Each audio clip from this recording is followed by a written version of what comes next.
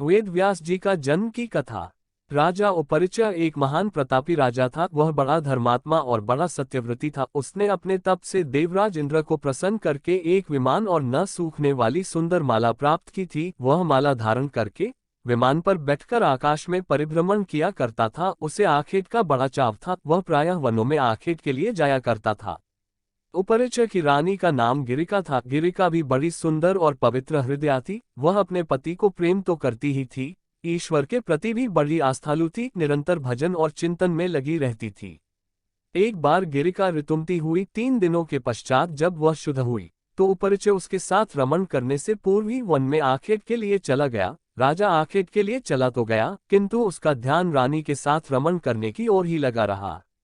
दोपहर का समय था। राजा वन में एक अशोक वृक्ष के नीचे बैठा हुआ था। शीतल और सुगंधित हवा चल रही थी। मृदुल स्वरों में पक्षी गान कर रहे थे। राजा का ध्यान रानी की ओर चला गया। वह रमण के संबंध में मन ही मन सोचने लगा। राजा कामातुर हो उठा और उसका वीर्य स्खलित हो गया।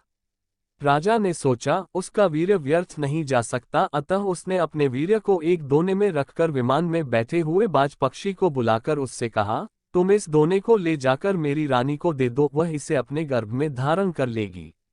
बाज दोने को मुख में दबाकर राजा के भवन की ओर उड़ चला। वह यमुना नदी के ऊपर से उड़ता हुआ चला जा रहा था। सहसा एक दूसरे बाज की दृष्टि उस पर पड़ी। इसने सोचा यह अपने मुख में खाने की कोई वस्तु दबाए हुए है, अतः उसने उस बाज पर आक्रमण कर दिया।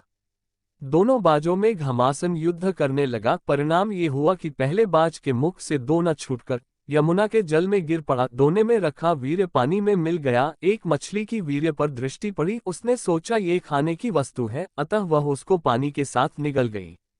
फलत मछली गर्भवती हो गई। दासराज नामक मल्लाह को वह मछली शिकार में मिली। जब उसने मछली के पेट को बीचों बीच से काटा तो उसके पेट से एक बालक और एक बालिका निकली। दासराज ने दोनों को उपरिचय को भेंट कर दिया। उपरिचय ने बालक को तो अपने पास रख लिया, पर बालिका को दासराज को लौटा दिया। दासराज उस बालिका को अपने घर ले जाकर उसका पालन पोषण करने लगा। दासराज ने बालिका का नाम सत्यवती रखा। वह मछली के पेट से उत्पन्न थी, इसलिए उसके शरीर से मछली की सी गंध निकला करती थी, अतः लोग उसे मत्स्यगंधा भी कहा करते थे। मत्स्यगंधा धीरे धीरे बड़ी हुई। वह बड़ी रूपवती थी। वह रात्रियों को अपनी नाव पर बैठाकर इस पार से उस पार पहुंचाया करती थी। एक दिन दोपहर के समय महर्षि पराशर वहां जा पहुंचे। वे मत्स्यगंधा को देखकर उस पर मुग्ध हो गए। उन्होंने उससे कहा, सुंदरी, तुम्हें अपूर्व सुख मिलेगा, मैं तुम्हारे साथ रमण करना चाहता हूँ। मत्स्यगंधा ने उत्तर दिया, महर्षि, आप ये कैसी बातें कर रहे हैं?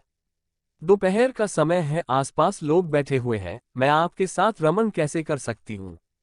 पराशर जी ने योग शक्ति से चारों ओर कोहरा पैदा कर दिया और बोले, अब हमें कोई नहीं देख सकेगा, तू निश्चिंत होकर मेरे प्रस्ताव को स्वीकार कर ले। मत्स्यगंधा पुनः बोल उठी, महर्षि, मैं कुमारी हूँ, पिता की आज्ञा के अधीन हूँ, आपके साथ रमण करने से मेरा कौमार्य नष्ट हो जाएगा, मैं समाज में लांछित बन जाऊंगी। पराशर जी ने उत्तर दिया, तुम चिंता मत करो, मुझसे रमण करने के पश्चात भी तुम्हारा कौमार्य बना रहेगा। गर्भवती होने पर भी गर्भ का चिन्ह प्रकट नहीं होगा। मत्स्यगंधा फिर बोली, एक बात और, मेरे शरीर से मछली की सी गंध निकलती है, आप मुझे वरदान दे कि वह गंध के रूप में बदल जाए और 4 कोस तक फैली रहे। पराशर जी ने तथास्तु कह दिया। फलत मत्स्यगंधा के शरीर से कस्तूरी की सी गंध निकलने लगी। वह गंध 4 कोस तक फैली रहती थी, अतः अब वह योजनगंधा भी कही जाने लगी। पराशर जी ने मत्स्यगंधा के साथ रमण किया। उनके साथ रमण के फलस्वरूप वह गर्भवती हुई। समय पर यमुना के द्वीप में एक बालक ने उसके गर्भ से जन्म लिया। वह बालक जन्म लेते ही बड़ा हो गया।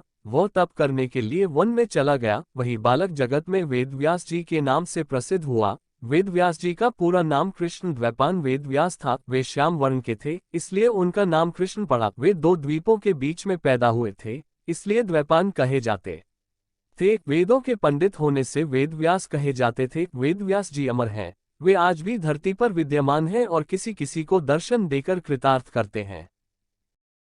इसी भगवान की वीडियो देखने के लिए सब्सक्राइब करें चैनल को और बेल आइकॉन दबाएं।